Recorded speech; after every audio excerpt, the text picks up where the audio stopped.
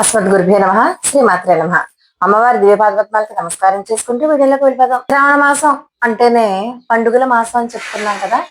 అంటే ఈ శ్రావణ మాసంలో ఒక విశేషమైనటువంటి రోజు ఉంది. ఆ రోజు సోమవారం. శ్రావణ మాసంలో సోమవారాలకి చాలా ఎక్కువ విశేషత ఉంది. అందులోనూ 17వ తారీఖు శ్రావణ సోమవారం నాడు గరుడ పంచమి, నాగపంచమి రెండూ కూడా కలిసి వస్తున్నాయి. అదే రోజు అంటే రెండు విరుద్ధమైనటువంటి వ్యక్తుల యొక్క ఆరాధన అన్నది హిందూ సాంప్రదాయంలో ఇది ఒక్కటే ఉందేమో బహుశా. అయితే గరుడ పంచమి, నాగపంచమి రెండింటి యొక్క ఆరాధన చేయాలి. దానివల్ల మనకి సర్పదోషాలు, నాగదోషాలు, కాల సర్పదోషాలు, సంతానం లేని వాళ్ళకి సంతానం కలగడం, విష పాముల నుంచి కానీ, విష క్రిమి కీటకాదుల నుంచి కానీ మనకి భయం పోవడం, ఇలాంటివన్నీ చాలా ఎన్నో ఉపయోగాలు. అంతేకాదు సుమంగళి స్త్రీలు సౌభాగ్యానికి ఈ నాగపంచమి వ్రతాన్ని చేయాలి. అలాగే కొత్తగా వివాహమైనటువంటి స్త్రీలు కూడా చేస్తే చాలా విశేషమైనటువంటి ఫలితం. వాళ్ళ మాంగళ్యం 10 కాలాల పాటు రక్షణగా ఉంటుంది. అలా మన పెద్దవాళ్ళు చెప్తారు. దీనికి ఒక పౌరాణిక నేపథ్యం కూడా ఉంది. కశ్యప ప్రజాపతికి వినత, కద్రువ అనేటటువంటి 2 భార్యలు ఉండేవారు. వాళ్ళల్లో కద్రువకి సర్పజాతి పుట్టింది. వినతకి గరుడు పుట్టాడు. ఇద్దరూ కూడా ఒకసారి పుట్టారు. అయితే సర్పజాతి జన్మించిన తిథి కాబట్టి ఈ రోజున నాగపంచమి అన్నారు. మహాభారత ప్రకారము జనమేజయుడు చేసేటటువంటి సర్పయాగాన్ని ఆస్తిక మహర్షి ఆపిన రోజు కూడా ఇదే రోజు కావడం విశేషం. అయితే మరి ఈ రోజు ఏం చేస్తారంటే నాగపంచమి సందర్భంగా ముందర శ్రావణ సోమవారాల గురించి మాట్లాడుకుందాం. తర్వాత ముందు నాగపంచమి, గరుడ పంచమి గురించి విశేషాలు చెప్పుకున్నాక అప్పుడు శ్రావణ సోమవారం ఏం చెయ్యాలి, ఎలా చేయాలన్నది చెప్పుకుందాం. ఈ రోజు ప్రతి ఒక్కళ్ళు కూడా చక్కగా పుట్ట దగ్గరికి వెళ్తారు. పుట్ట దగ్గరికి వెళ్ళి అక్కడ పంచామృతాలతో అభిషేకం కానీ, లేకపోతే కాస్త పాలు నైవేద్యంగా పెట్టడం, చలిమిడి పచ్చి చలిమిడి నైవేద్యంగా పెడతారు. చిమ్మిలి అంటే నూపప్పు, బెల్లము కలిపినటువంటి చిమ్మిలి ఒకటి నైవేద్యంగా పెడతారు.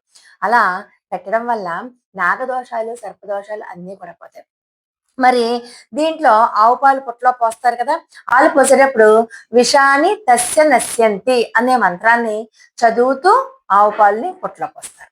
అయితే ఈ రోజు శుభముహూర్తం ఎప్పుడుంది? గరుడ పంచమి అయితేనేమే కానీ, నాగపంచమి పూజకి అయితేనేమే కానీ ఆగస్టు 17, 2026 సంవత్సరం సోమవారం నాడే వస్తున్నాయి కాబట్టి సమయం ఎప్పుడంటే 6 గంటల 4 నిమిషాల నుంచి 8 గంటల 39 నిమిషాల లోపు మీరు ఎప్పుడైనా సరే శ్రేష్టమైన సమయం అన్నమాట. అంటే ఏ కోరిక కోరుకున్నా, ఎలాంటి మీకు బాధ ఉన్నా అవన్నీ కూడా రెక్టిఫై అయిపోతాయి. ఏమున్నా సరే అలాంటి మంచి రోజు.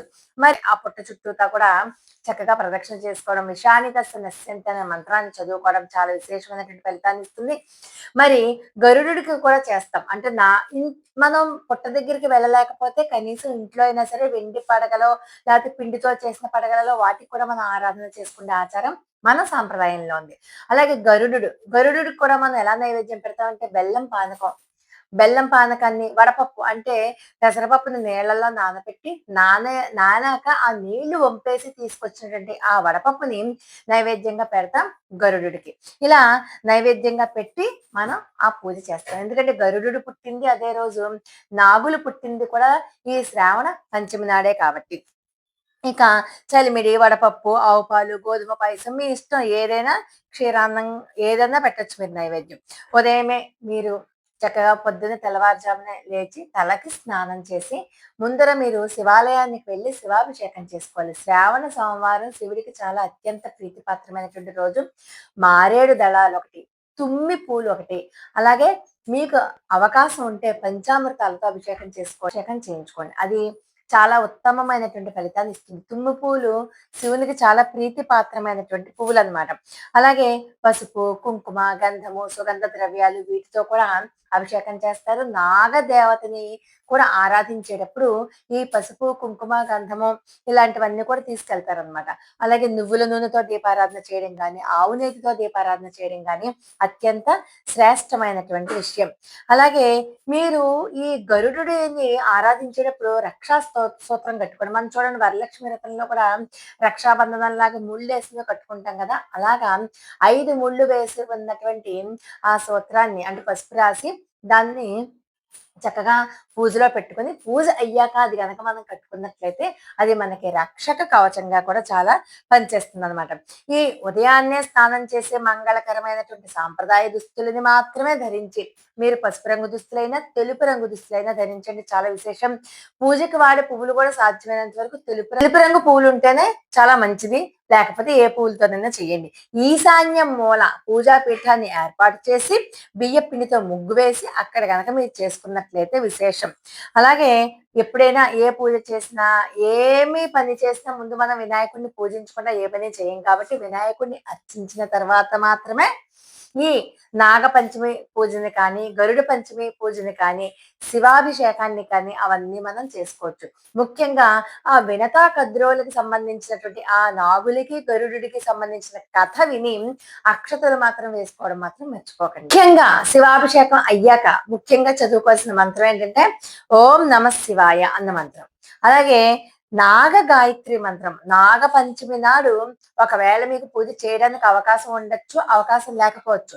కనీసం దీపారాధన చేసి నాగులకి ఇష్టమైనటువంటి చిమ్మిలి పొడి ఉంటుంది కదా, అది పచ్చి చెలిమిడి, ఆ రెండు నైవేద్యంగా పెట్టి ఈ నాగ గాయత్రి మంత్రాన్ని యథాశక్తి అందుకుని వెళ్ళినా కూడా మన జాతకంలో ఉన్నటువంటి నాగదోషాలు, కాలసర్ప దోషాలు ఇత్యాది రాహుకేతు దోషాలు ఏమైనా ఉంటే అవన్నీ రెక్టిఫై అవుతాయి.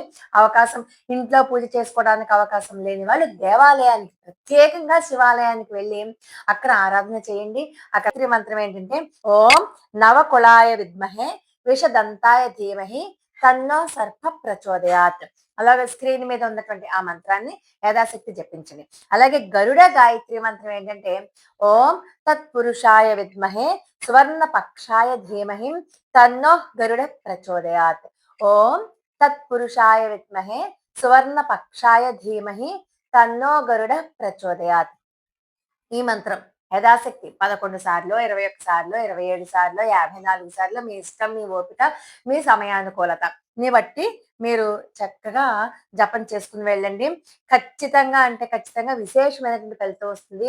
అలాగే కుక్కే సుబ్రహ్మణ్యేశ్వర స్వామివారి యొక్క ఆలయాన్ని కానీ, కాళహస్తీశ్వర స్వామివారి యొక్క ఆలయాన్ని కానీ, తిరునాగేశ్వరం నాగనాథ స్వామి ఆలయం కానీ, అది తమిళనాడులో ఉంటుంది. అది తిరునాగేశ్వరం నాగనాథ స్వామి ఆలయం. అది రాహు స్థలం అని చెప్పి ప్రతీతి. అక్కడ నాగరాజులైనటువంటి వాసుకి, తక్షకుడు శివుణ్ణి పూజించారని ప్రతీతి. అందుచేత అక్కడ కనుక పూజ చేసుకుంటే రాహు దోషం అంతా పోతుంది. అలాగే రాహుకేత సర్పదోషం పోవాలంటే కాళహస్తీశ్వర ఆలయాన్ని మించింది లేదని చెప్పి మనందరికీ కూడా తెలుసు. అలాగే కుక్కే సుబ్రహ్మణ్యేశ్వర స్వామి ఆలయం అయితే సర్పదోష నివారణకి భారతదేశంలోనే అత్యంత మహిమాన్వితమైనటువంటి క్షేత్రంగా ప్రసిద్ధి చెందింది కాబట్టి గరుడు యొక్క భయం నుంచి కూడా, అలాగే అందరినీ కూడా రక్షిస్తారనమాట ఆ స్వామి, సుబ్రహ్మణ్యేశ్వర స్వామి. అలాగే మన్నార్ శారశ్రీ నాగరాజ దేవాలయం, ఇక్కడ కూడా అంత నాగ పూజలకే, అంటే సాక్షాత్తు అమ్మవారే స్వయంగా ప్రధాన అర్చకులుగా ఉండి పూజలు చేస్తారు ఇక్కడ. ఈ దేవాలయంలో కేరళలో ఉంది మన్నార్శాల శ్రీ నాగరాజు దేవాలయం, కేరళలో ఉంది. చాలా విశేషమైనటువంటి ఫలితాన్ని ఇచ్చి తీరుతుంది. కాబట్టి నాగపంచమి, గరుడ పంచమి, శ్రావణ సోమవారం ఈ రోజు సాధ్యమైనంత వరకు ఎవరు మిస్ చేసుకోకుండా మీ యథాశక్తి తోచినంత వరకు కూడా ఈ పూజా కార్యక్రమాల్లో పాల్గొని కనీసం ఇప్పుడు మనం చెప్పుకున్నటువంటి ఆ 3 మంత్రాలనైనా సరే యథాశక్తి జపించుకుని వెళ్ళండి. ఈ రోజు మాత్రం ఏ పరిస్థితులలోనూ కూడా ఉల్లి వెల్లుల్లి తినద్దు, మద్య మాంసాల జోలికి వెళ్ళొద్దు, ఏ రకంగానూ కూడా మీరు ఎటువంటి చెడు పదులకి వెళ్ళొద్దు. అంతేకాకుండా బ్రహ్మచర్యాన్ని పాటించండి. మీరు ఇవాళ ఉపవాసం ఉండి సాయంకాలం దాకా నక్షత్ర దర్శనం చేసుకుని అప్పుడు పలహారం కనుక చేసినట్లయితే శ్రావణ సోమవారం శివునికి పూజ ఎన్నో రెట్ల పూజా ఫలితం మీకు ఇస్తాడనమాట పరమాత్మ. ఈ రోజు ఉపవాసం మీకు అత్యంత విశేషమైనటువంటి ఫలితాన్ని తీసుకొస్తుంది అనడంలో ఏమీ సందేహం లేదు. అన్ని రకాల జాతక దోషాలు, ముఖ్యంగా మనల్ని అందరినీ కలవరపెట్టే రాహుకేత సర్పదోషాలు అన్నిటి నుంచి విముక్తి కలిగి తీరుతుంది. కాబట్టి ఈ రకంగా పరమేశ్వరుడి యొక్క అనుగ్రహం మనందరి మీద ఉండాలని చెప్పి కోరుకుంటూ లోకా సమస్త సుఖనభవంతు.